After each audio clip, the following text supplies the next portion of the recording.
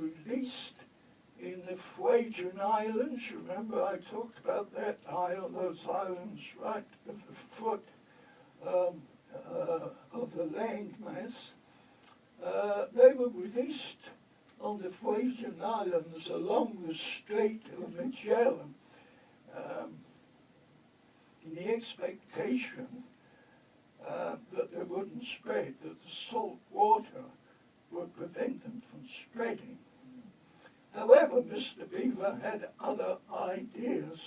They taught themselves to swim, and now they are spreading throughout the Fuegian Islands and devastating huge quantities of valuable timber because there are no natural enemies to the beaver in Patagonia. Now, if you're fortunate when you're around there, you might see a condor floating magnificently in the sky. These animals are the biggest birds on earth. They have a wingspan of 8 feet, which is what the distance across the front there, enormous animals.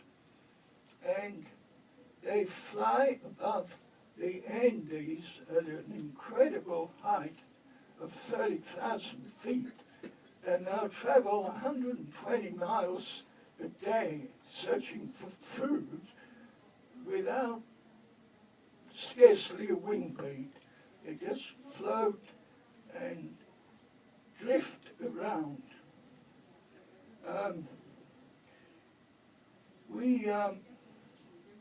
We saw one condor in the zoo once, and it was rather sad, I thought, to see this magnificent animal sort of crouched on the ground, when he should have been up in the air, floating. Well, let's go to the native tribes of people. Now, Argentina was really very thinly, in fact Patagonia was very thinly occupied by natives at the time of the Europeans.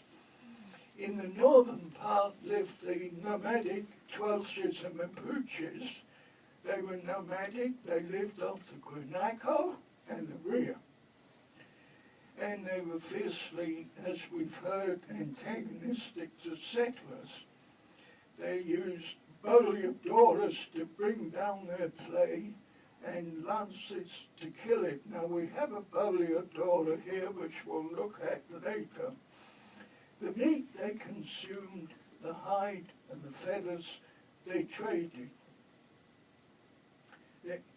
Farther south in the Fuegian Islands lived several other tribes, which included the Ona and the Yagan. The Ona lived on land, and the Guanaco provided them with their main food and with hides for clothing. They never traveled on water, and they were known as the Foot Indians. They weren't very plentiful, I believe. There was a sort of count made of them, and they were numbered in the thousands, 3, 4, 5,000 maybe. And incidentally, there are none of them, no purebred Ona Indians left today.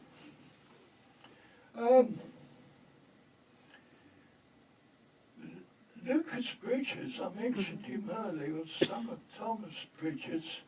He was quite a remarkable man, and until he was sent off to Europe for his education, he lived amongst the Ona as an owner and learned to speak their language very fluently, and has written a magnificent book called The Uttermost Part of the Earth. And some of the slides I'm going to show you now were taken from Lucas's book. So here's 3 slides of owner Indians. All they had by way of weapons was bow and arrow. They wore no clothes. They simply wrapped a guanaco robe loosely around them. And they must have been incredibly hardened because the weather there in winter is fierce. Snow, ice, winds, very, very low temperatures. Another slide, Peter. That's what the kind of habitation they lived in as they moved around.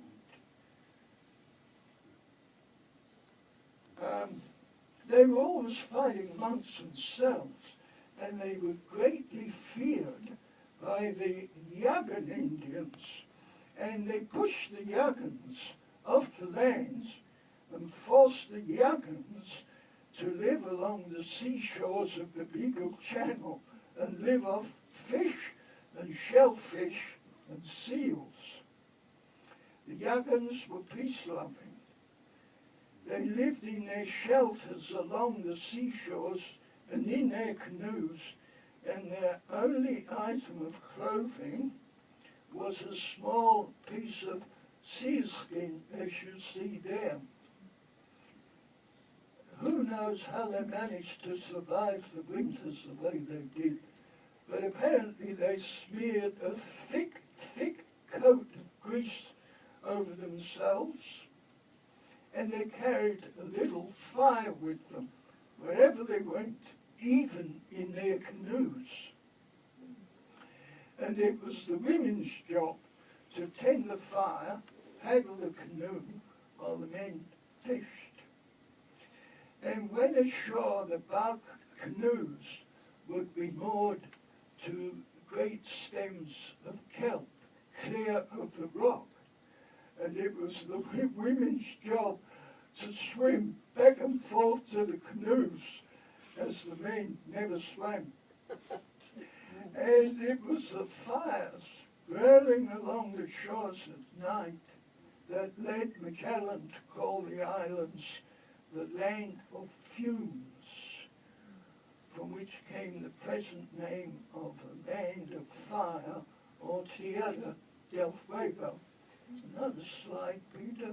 That's the sort of habitation they lived on. As you can see, these Yagans and owners were certainly not as technologically advanced as the North American Indians. Far from it. They were really very, very primitive. Well, no purebred Yagan Indians, by the way, are arrived today. They've all disappeared.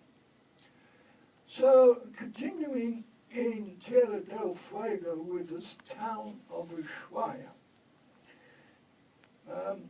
Now, Ushuaia is the most southern town in the world, and it began life as a prison camp for the worst offenders. But this is no longer the case, and this is a photo that we took some years ago when we were there, when the government was trying to encourage settlement in Tierra del Fuego, draw the population away from overcrowded Buenos Aires.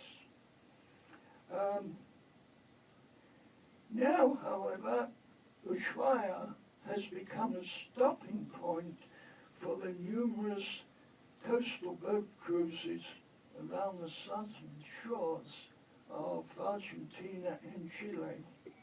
And the museum in the town which we visited is an absolute treasure trove of relics from the many ships that have been wrecked passing through these islands.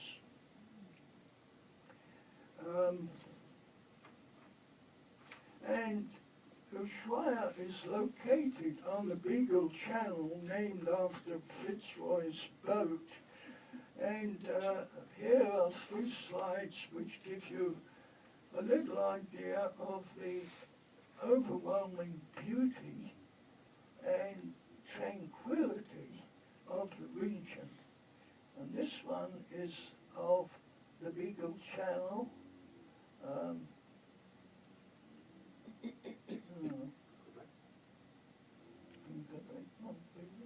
Yeah, that's better. That's better. This one is of the Beagle Channel. A storm was blowing up when I took that photograph. One of these very quick storms you get in sea, very furious, and then it disappears. There's a lot of animal life, sea animal life, through the Beagle Channel, Peter.